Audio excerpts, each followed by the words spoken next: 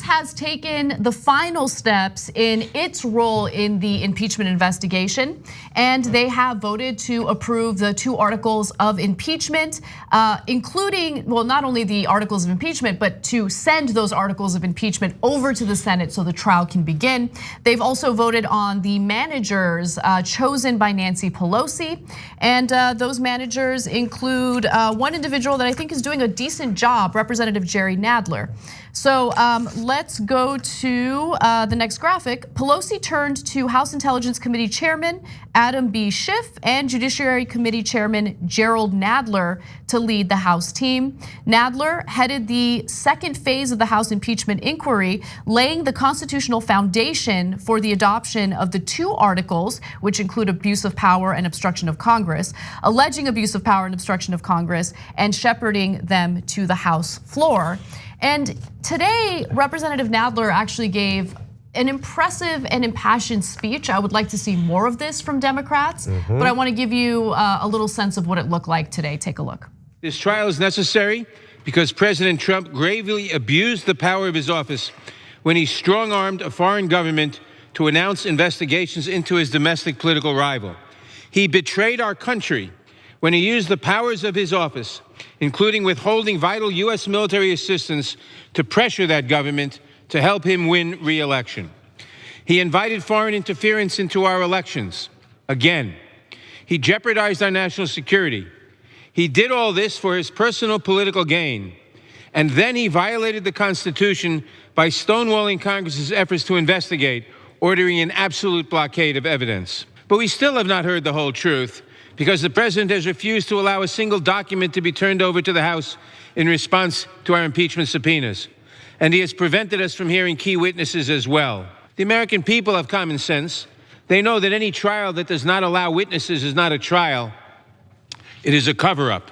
The Senate is on trial. We will see whether they conduct a fair trial and allow the witnesses or conduct a cover-up.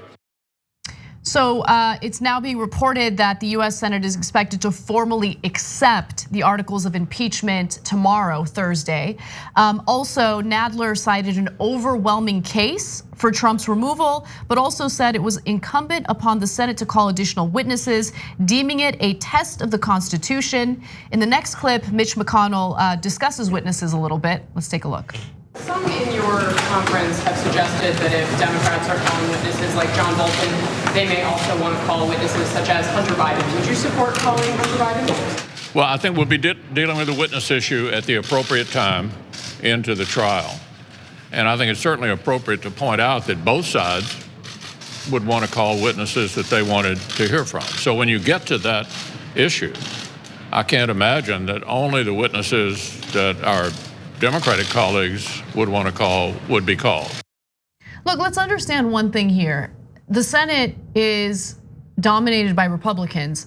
Mitch McConnell is the Senate Majority Leader. They get to decide the rules, unfortunately. Now, there's been some pressure by vulnerable Republican senators to vote on witnesses, and Senator Collins happens to be one of those vulnerable senators. But at the end of the day, they get to, they get to decide what the rules are. Do I think that the Bidens are actually going to testify? No. But do I think that everyone that should testify is going to end up testifying, on behalf of the Democrats? No, of course not. I mean, we'll see how this plays out. But he gets to make the rules. That's why these congressional races are so important. Yep. And we need to really hone in on those vulnerable senators, Republican senators, and get them voted out. Including Mitch McConnell. God, that would be great. Yeah, there should obviously be witnesses, as there have been in every other time that we've gone through this as a country. And in particular here, if the issue is that the president and the White House are obstructing justice, if they're withholding witnesses, if they're withholding documents, if they are making it impossible for the co-equal branch of government that is our legislature to do their job, then when we kick it up to the Senate, which is the senior body, more distinction and all of that, it's even more on them to get to the truth and to put more pressure on the White House. Now, obviously with the partisan nature of our country, that's not gonna happen, but that's even more of a shame because the people have they have a right to know what actually happened. And you would think that there would be a handful, just a small number of Republicans who would have enough respect for themselves and their position, the body that they serve in, to want to know what actually happened. Right. But they don't. They don't. And there's something about that job, right? These positions of power that attracts people who they're seduced by that power, and that's really the only reason why they want the job. It's not really about representing the best interests of the American people or protecting our Constitution or holding the executive branch accountable for criminality. But what's interesting is a lot of these Republican lawmakers in Congress don't want to go against Donald Trump because they know that if they do, their constituents will retaliate. And so they're just worried about their political careers. That's why they don't cross Donald Trump. But what I fail to understand is why among the vulnerable Republican senators do we fail to see a single person who's willing to do the right thing? Right? Among the senators, yeah, we don't. I guess there was Justin Amash on the other side. Yeah, Mitt Romney was supposed to be like, not only does he have the name and the national figure and the base of support, specifically geographically, to not be as reliant on Donald Trump's approval. He doesn't have to worry about re-election right now. Exactly. Yeah. But even with all of those things, he occasionally agrees, like Trump, maybe you could tone it down a little. That's the best we can get out of him. The most safe, protected Republican incumbent potentially. We get nothing. It's really pathetic. It really is. I don't understand it. But this is the way that they're playing. Now, one of those vulnerable Republican senators is Susan Collins. And so she's trying to have her cake and eat it too. She doesn't want to cross Trump too aggressively.